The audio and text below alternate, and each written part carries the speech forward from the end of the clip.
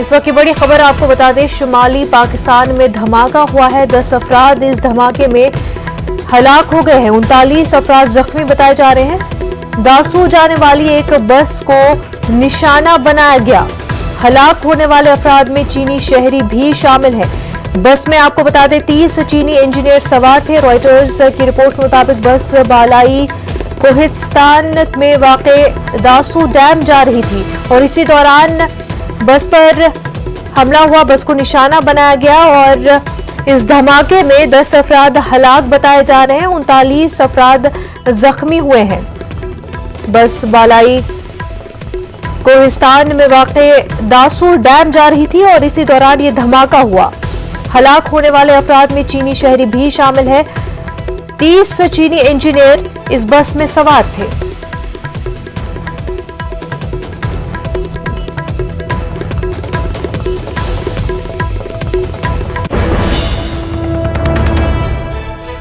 इस वक्त एक और बड़ी खबर आपको जम्मू कश्मीर से बता दें। जम्मू कश्मीर के तंगमर्ग से ये बड़ी खबर है।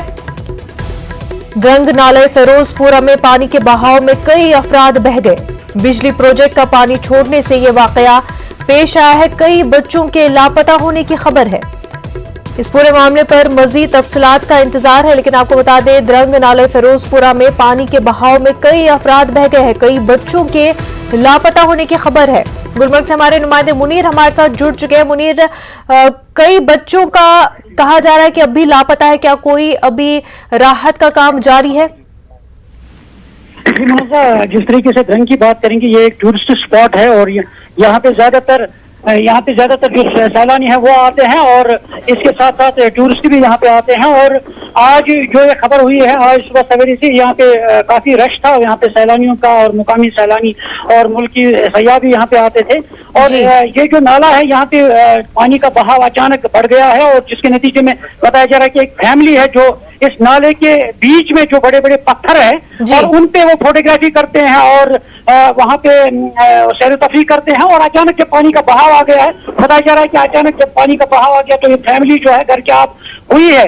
और अभी खबर है कि उसमें से 2 डेड बॉडीज को निकाला गया है और बाकी जो है उनकी तलाश जो है, रेस्क्यू जो है वो जारी है इस वक्त। मुनज़्ज़म मुनीर, ये कहा जा रहा है कि बिजली प्रोजेक्ट का पानी छोड़ने की वजह से ये वाकया पेश आया है, तो क्या बिना कोई वार्निंग के, बिना कोई इत्तला के इस तरह से बिजली का प्रोजेक्ट का जो पानी है वो छोड़ा गया? जी मुनज़्ज़म, वहाँ पे है बिजली प्रोजेक्ट, वहाँ पे है और ये भी खबर है कि उसका पानी छोड़ने से, मगर उसकी अभी तक तस्दीक नहीं हो पाई है कि उसका पानी के ही छोड़ने से ये वाक़या पेश आया है। और अभी हम जा रहे हैं, हम 0 पे हम उसका मुशाहिदा खुद भी करेंगे। ताहम जो बताया जा रहा है कि अचानक पानी का बहाव आ गया है और उसकी तस्दीक अभी नहीं हो पाई है। और अभी जम्मू कश्मीर पुलिस जो है और रेस्क्यू कर रही है और वहाँ पे आर्मी भी है, जम्मू कश्मीर पुलिस है और इसके साथ साथ मुकामी जो लोग हैं वो भी यहाँ पे इन बच्चों को निकालने, और जो उसमें बच्चे भी शामिल हैं, दीगर लोग भी शामिल हैं। और ये भी खबर है कि वो एक फैमिली की जो ये घर की आग हुई है और उनका रेस्क्यू किया जा रहा है। बिल्कुल मुनीर, राहत बचाव का काम जारी है। जो बच्चे और लोग लापता है उनको भी ढूंढने की कोशिश लगातार जारी है। मुनीर, बेहद शुक्रिया। आगे बढ़ते हैं। एक तरफ कोरोना की तीसरी लहर का खौफ है, दूसरी तरफ चंद ज़ाब्ते और पाबंदियां। हुकूमत हर मुमकिन की कोशिशों में मसरूफ है ताकि किसी भी तरह से मुल्क को माजी की मुश्किलात से दो चार न होना पड़े। लेकिन इसके बरतरफ मजहबी यात्राओं की इजाजत भी दी जा रही है। कावड़ यात्रा के मामले पर सुप्रीम कोर्ट ने आज खुद नोटिस लिया और कोरोना की सूरत हाल को देखते हुए योगी हुकूमत को नोटिस जारी किया गया है। अब इस मामले पर अगली समाअत 16 जुलाई को होगी।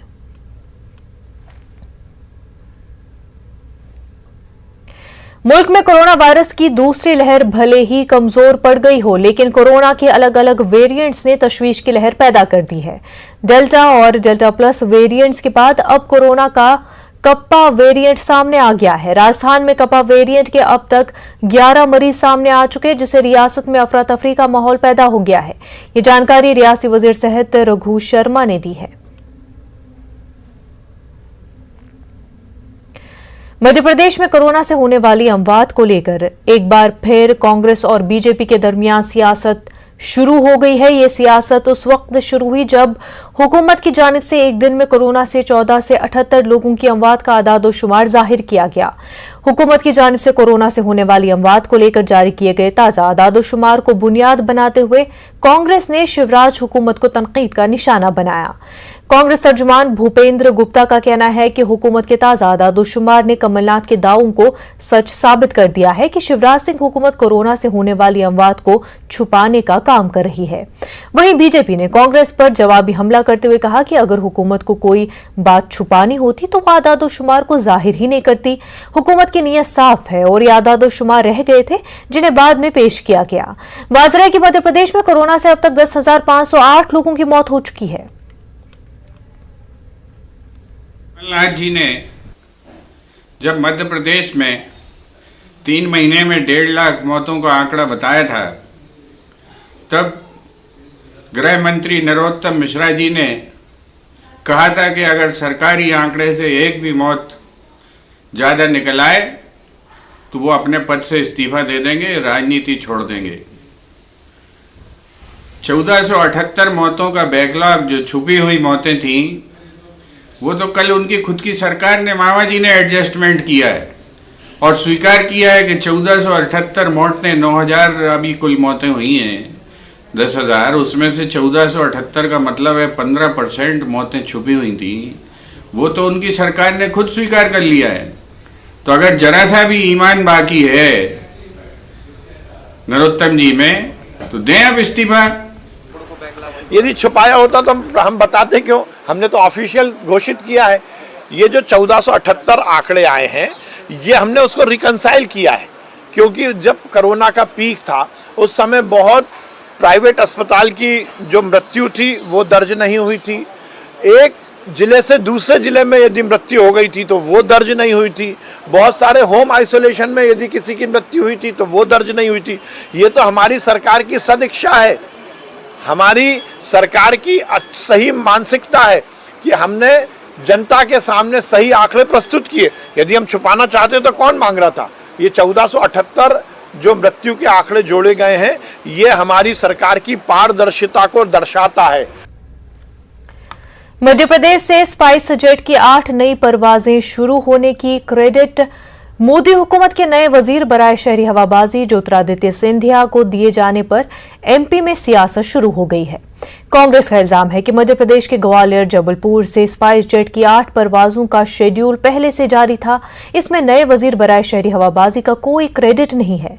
ज्योतिरादित्य सिंधिया की पहले से आदत रही है कि वो दूसरों के काम को अपने नाम से गिनवाते हैं। वहीं बीजेपी ने कांग्रेस के इल्जाम पर जवाबी हमला करते हुए कहा कि वज़ीर-ए-आज़म नरेंद्र मोदी का सपना हवाई चप्पल पहनने वाला भी हवाई सफर कर सके।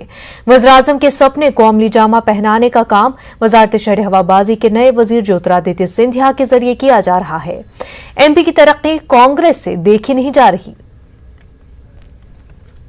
प्रधानमंत्री नरेंद्र मोदी जी का संकल्प कि हवाई चप्पल पहनने वाला भी हवाई सफर कर सके, इस स्तर की योजना, नागरिक उड्डयन की तमाम प्रकार की सुविधाओं का विस्तार करने का काम लगातार केंद्र की मोदी सरकार ने किया है। और इसी श्रृंखला में उड़ान योजना के अंतर्गत 16 जुलाई से मध्य प्रदेश से नई उड़ानें शुरू करने का फैसला विभाग के नए मंत्री श्रीमान ज्योतिरादित्य सिंधिया जी ने किया है। उनका स्वागत है, अभिनंदन है। अभी सिंधिया जी ने तो एक दिन पूर्व ही पदभार ग्रहण किया। अभी तो उन्होंने अपना कक्ष भी ढंग से नहीं देखा, अपने विभाग को नहीं समझा। अभी तो उनको अपने विभाग की ABCD भी नहीं पता, और जो पूर्व निर्धारित उड़ानें थी उसका श्रेय लेने की कोशिश करती। सिंधिया जी की शुरू से आदत है। मध्य प्रदेश में स्कूल और कॉलेज खोलने को लेकर वज़ीर शिवराज सिंह ने बड़ा ऐलान किया है। अब 25 जुलाई से 11वीं और 12वीं जमात के क्लासेस का आगाज होना है, लेकिन इस दौरान 50% हाजिरी और कोरोना गाइडलाइन को फॉलो करना होगा। इस दौरान वज़ीर आला ने यह इशारा भी दिया है कि अगर हालात साजगार रहे तो जल्द ही दीगर क्लासों को शुरू करने की इजाजत दी जा सकती है। तीसरी लहर से निपटने की हम तैयारी कर रहे हैं, सारी सावधानियां रख रहे हैं। लेकिन मुझे लगता है कि बच्चे हमारे को दिक्कत तो नहीं बिल्कुल ठीक। विद्यालय महाविद्यालय बंद होने के कारण थोड़ा सा पीछे हो जाए, बहुत दिनों से अध्ययन नहीं कर पा रहे। ऑनलाइन या वर्चुअल में वो बात नहीं आ पाती जो एक्चुअल में आती है। और इसलिए इस बात की आवश्यकता है कि हम परिस्थिति पर पूरी नज़र रखते हुए अब विद्यालय महाविद्यालय खोलने की प्रक्रिया को प्रारंभ करें। उसके पहले चरण के रूप में हमने तय किया 25-26 जुलाई से जो सोमवार से सप्ताह प्रारंभ होगा उसमें 50% क्षमता के साथ हम 11वीं और 12वीं के विद्यालय प्रारंभ करेंगे और परिस्थितियों पर नज़र रखते हुए सब कुछ ठीक ठाक रहा, जनता कोविड एप्रोप्रिएट बिहेवियर का पालन करते रहे, तो फिर हम 9वीं 10वीं और उसके बाद क्रमशः 8वीं 6वीं से 8वीं और फिर हम पहली से 5वीं तक की क्लासें भी प्रारंभ करने की प्रक्रिया शुरू करेंगे। हमारे नुमाइंदे मेहताब आलम बराह रास्त हमारे साथ जुड़ चुके हैं। मेहताब, बहुत बड़ा ऐलान शिवराज हुकूमत का एजुकेशन के हवाले से 11वीं और 12वीं जमात के क्लासेस का 25 जुलाई से आगाज होने जा रहा है। मुनज़्ज़ा, यकीनन बड़ा ऐलान है क्योंकि तमाम लोग इस बात का इंतजार कर रहे थे और 1.5 साल से जिस तरह से स्कूल क्लासेस बंद है, ऐसे में मध्य प्रदेश में जहां पे कोरोना रिकवरी रेट 99% को तजावज़ कर गया है और फिर रिकवरी रेट के साथ साथ अगर नए मरीजों की उसकी बात करें तो 0.03% जो है यहाँ पर मामला आ गया है। तो यहाँ पर वज़ीर आला के जरिए ऐलान किया गया कि 25 और 26 जुलाई से 11वीं और 12वीं की क्लास शुरू की जाएगी और इसके साथ हालात अगर साधारण होते हैं तो अगस्त के जो है दूसरे हफ्ते में बाकी क्लासों को भी शुरू किया जाएगा। और ये भी बता दें कि आज मध्य प्रदेश जो है बोर्ड जो है एमपी बोर्ड 10वीं बोर्ड का रिजल्ट जारी करेगा। शाम को 4 बजे नतीजा जारी किया जाएगा। बच्चों को इसको ऐलान है, लेकिन बच्चों तमाम चीज़ों को जो है इंतजार है। लेकिन हमारी जो बच्चों से बात हुई, बच्चों को इस बात का कहना है कि जब रिजल्ट में कोई बच्चा फेल ही नहीं होगा, मेरिट लिस्ट नहीं जारी होगी, टॉप 10 की मेरिट लिस्ट नहीं जारी होगी, तो ऐसे में उनको रिजल्ट देखने का कोई फायदा नहीं है क्योंकि तमाम लोग पास है, कोई एक मेरिट उनको मिल जाएगी। बच्चे चाहते थे कि जो है एग्जाम हो और उनको बीच में उनका कंपटीशन हो और वो देखें कि उनकी मेरिट अपनी कितनी आ रही है। बहरहाल कोरोना के कहर में हुकूमत ने ये ऐलान किया था कि 10वीं और 12वीं बोर्ड के एग्जाम नहीं होंगे, तो आज 4 बजे तमाम तजस्सुस बच्चों का खत्म हो जाएगा। 4 बजे जो है मध्य प्रदेश के वजीर स्कूली तालीम इंदर सिंह परमार जो है नतीजे का ऐलान करेंगे और उसमें एक चीज़ ये भी जारी की गई कि अगर कोई बच्चा अपनी रैंकिंग से खुश नहीं है तो वो सितंबर में 25 सितंबर से होने वाले एग्जाम में तो दोबारा वो एग्जाम दे सकता है। तो बच्चों के लिए एक ऑप्शन हुकूमत ने खोल रखा है। बिल्कुल मेहताब, वहीं ज्योतिरादित्य सिंधिया को लेकर के भी मध्य प्रदेश में सियासत तेज हो गई है। हाँ, देखिए सिंधिया को लेकर सियासत इसलिए तेज हुई क्योंकि सिंधिया का ताल्लुक मध्य प्रदेश से है और स्पाइस जेट ने अपनी नई परवाजों का जो ऐलान किया है, उन परवाजों की शुरुआत जो है ग्वालियर और जबलपुर से होनी है। तो ऐसे में कांग्रेस को तनकीद का निशाना बनाना जरूरी हो जाता है क्योंकि यहाँ पर कांग्रेस को छोड़कर ही जो है ज्योतिरादित्य सिंधिया भारतीय जनता पार्टी में आए और फिर भारतीय जनता पार्टी नई परवाजों की क्रेडिट जो है ज्योतिरादित्य सिंधिया को दे रही है। वहीं पर कांग्रेस का कहना है कि जो शेड्यूल फ्लाइट शेड्यूल पहले से तय थे उसमें इसका क्रेडिट ज्योतिरादित्य सिंधिया को 21 बात का दिया जा रहा है। स्पाइस जेट ने 16 जुलाई से पहले ही अपनी 8 परवाजों का ऐलान कर रखा था। यही वजह है कि दोनों पार्टियां, भारतीय जनता पार्टी जहां पर क्रेडिट लेने की कोशिश कर रही है, वहीं पर कांग्रेस इसकी तनकीद भी कर रही है। बिल्कुल मेहताब, और कांग्रेस जो है चाहे ज्योतिरादित्य सिंधिया का मामला हो या फिर कोरोना में जिन लोगों की मौत हुई उनका एदाद-ओ-शुमार को लेकर भी जो है मध्य प्रदेश सरकार को घेरे हुए हैं। मुनज़्ज़ा, आपको याद होगा कि जो न्यूज़ 18 ने खबर दिखाई थी पिछले महीने कि कमलनाथ ने ये ऐलान किया था और जो शिवराज सिंह सरकार पर एक इल्ज़ाम लगाया था कि कोरोना से होने वाली मौत को हुकूमत छुपा रही है। और कमलनाथ ने यहाँ तक ऐलान दावा किया था कि मध्य प्रदेश में कोरोना कहर में 1.5 लाख से ज़्यादा लोगों की मौत हुई है और फिर जिस तरह से जो है 24 घंटे के अंदर 1478 लोगों की जो है अमवात का नया एदाद-ओ-शुमार सामने आया है। ऐसे पे कांग्रेस को बैठे बैठा एक मौका हाथ में लग गया क्योंकि हुकूमत ये कहती रही है कि जितने भी सरकारी तौर पर एदाद-ओ-शुमार जाहिर हो रहे हैं, इससे अगर एक भी कहीं फर्क होता है तो जो है मध्य प्रदेश वज़ीर दाखिला ने ऐलान किया था क्योंकि वो सियासत से इस्तीफा दे देंगे। और इसी पर कांग्रेस ने उन पर तनकीद की है और उनके इस्तीफे का मुतालबा भी कहा है कि 1478 मरीजों मरने वालों के अगर एक दिन में आदाद-ओ-शुमार सामने आते हैं तो कांग्रेस का जो दावा था कि हुकूमत जो मौत के आदाद-ओ-शुमार को छुपा रही है तो उसकी तस्दीक होती है। वहीं पर हुकूमत का दावा है कि क्योंकि हुकूमत की नीयत साफ है और हुकूमत की नीयत साफ इसलिए उसने तमाम चीज़ों को जाहिर किया। और हुकूमत का कहना है क्योंकि कोविड के कहर में जो प्राइवेट स्कूल में लोग, प्राइवेट हॉस्पिटलों में लोग जो दाखिल थे या होम आइसोलेशन में थे, उनकी अमवात की एदाद-ओ-शुमार उस वक्त जो है शामिल नहीं किए गए थे। अब जो एदाद-ओ-शुमार आए हैं तो उनको जाहिर किया गया है। बिल्कुल मेहताब, चाहे कोरोना आदादोशुमार के बारे में हो या फिर कोरोना मैनेजमेंट को लेकर के, कांग्रेस फुल मोड में है कि हर मुद्दे को लेकर के एमपी सरकार को घेरना है। मेहताब आलम, बेहद शुक्रिया आपका। ब्रेक के बाद आपका खैर मकदम है। बैनुल-अक़वामी दहशतगर्द के तौर पर नामजद हिज़्बुल मुजाहिदीन के बानी सईद सलाहुद्दीन और उनके बेटों के जरिए टेरर फंडिंग का मामला सरगर्म है। एनआईए दहशतगर्दों को माली मदद फराहम करने के मामले की जांच जारी है। क्या है पूरा मामला, बात तफसीलात से करते हैं।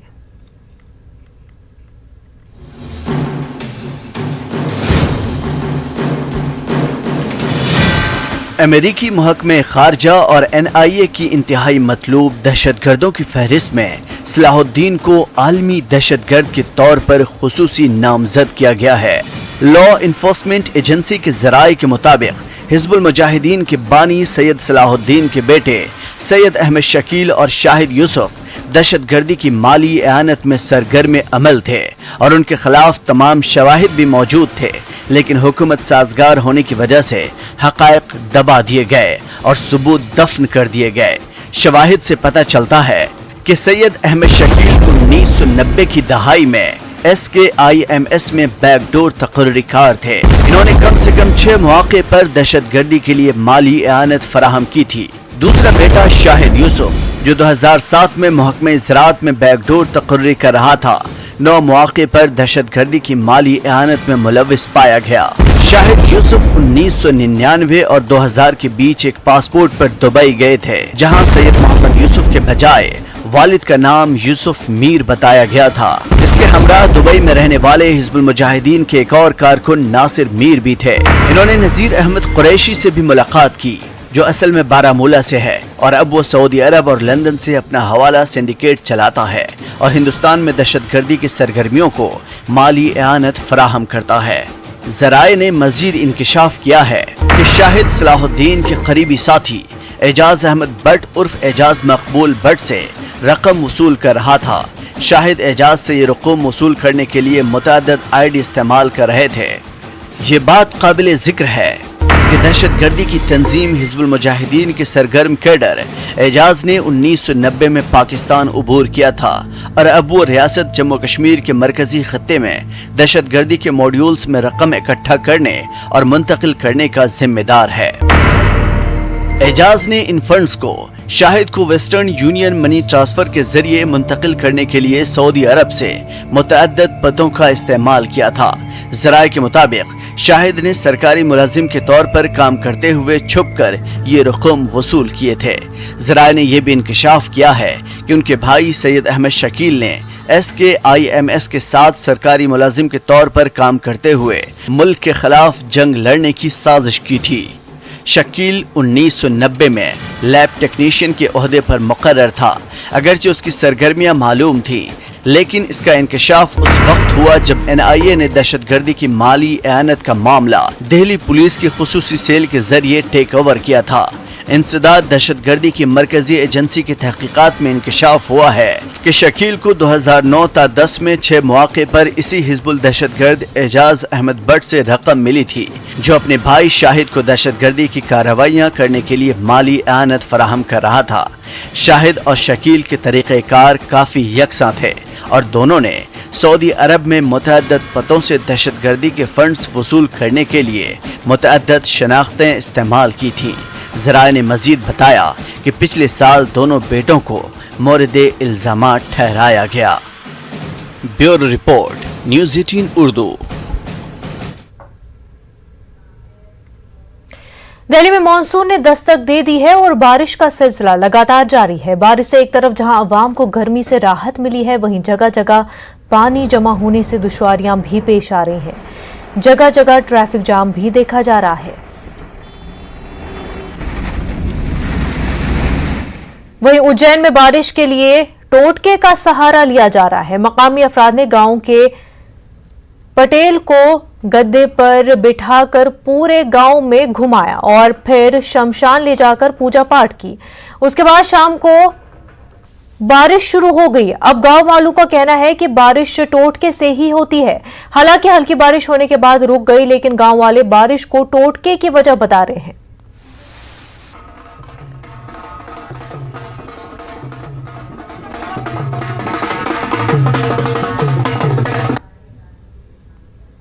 नेटवर्क 18 फेडरल बैंक संजीवनी गाड़ियां पूरे मुल्क में कोरोना वायरस से मुतासरा अजला में गश्त कर रही है। वैक्सीन की अहमियत के हवाले से बेदारी लाने की हमारी कोशिशों को आपकी तायद की अशद जरूरत है। आइए एक नजर डालते हैं कि संजीवनी गाड़ियां किन इलाकों में हैं।